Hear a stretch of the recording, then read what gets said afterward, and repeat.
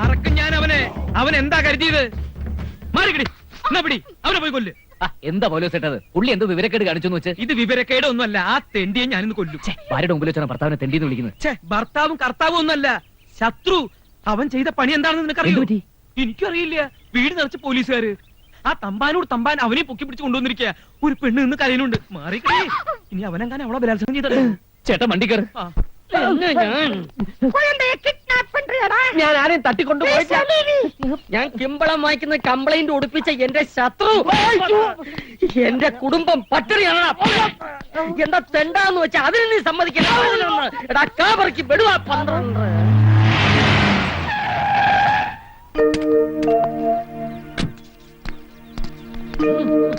എന്താ തമ്പാനെ, എന്താ പ്രശ്നം? പ്രശ്നം ഗുരുതരമാണ്. ജാമ്യം കിട്ടാത്ത കേസാണ് കുട്ടിയെ തട്ടിക്കൊണ്ടുപോകൽ. സാറ് പറഞ്ഞത് ശരിയാണോടാ? ഇവരുടെ കുട്ടിയെ കിഡ്നാപ്പ് ചെയ്തു എന്നുള്ള സത്യം മതി. ഇപ്പൊ 1 ഡസനായി. ഞാൻ 11 പോട്ടാച്ച്. പക്ഷെ കിഡ്നാപ്പ് ചെയ്തത് ഞാനല്ല. ഞാൻ ഇന്നലെ ഇവിടെ ഇല്ലായിരുന്നല്ലോ. ഈ പൗലോസ് കത്തിങ്ങാടോ. സത്യം പറയടാ, എന്താണ് ഉണ്ടായത്? നിങ്ങൾ ഇങ്ങനെ നോക്കി നിൽക്കാതെ ഇവന്മാരോട് നമ്മുടെ കുഞ്ഞവിടെ ചോദിക്കേ. എന്റെ കുഞ്ഞിന് എന്തെങ്കിലും സംഭവിച്ചോണ്ടല്ലോ, എല്ലാത്തിനെയും കുത്തി കീറിക്കളയും. പ്ലീസ് നിങ്ങളൊന്ന് സമാധാനിക്ക്. ജീവൻ, ഇന്നലെ വൈകുന്നേരം കൃത്യം 6:39 നിങ്ങളുടെ വണ്ടിയിൽ കുട്ടിയെ കണ്ടവരുണ്ട്. അതിനുശേഷം കുട്ടിയെ കാണാനില്ല. കൃത്യം 7:39 ഇയാൾ ആ വണ്ടി സിറ്റിയിൽ കൂടി അമിത വേഗത്തിൽ ഓടിച്ചുകൊണ്ട് പോകുന്നതും കണ്ടവരുണ്ട്. അയ്യോ, അത് ചായപ്പൊടിയിൽ ഓടിക്കാൻ പോയതാ. കൃത്യം 8:39 എനിക്ക് പരാതി കിട്ടിയത്. അതൊക്കെ പിറകെ എന്നെ നടന്നത്.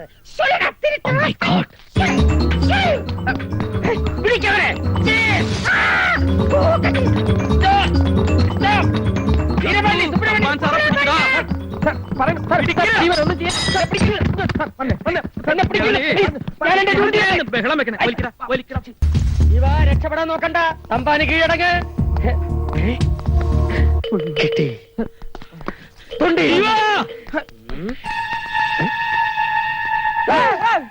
കുട്ടിയെ തട്ടിയോ? ഇല്ല, എനിക്കൊന്നും അറിഞ്ഞൂടാ. ജീവ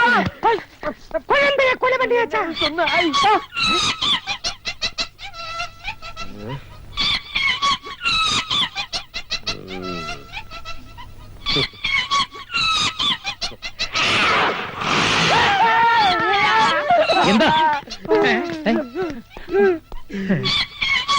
അയ്യോ,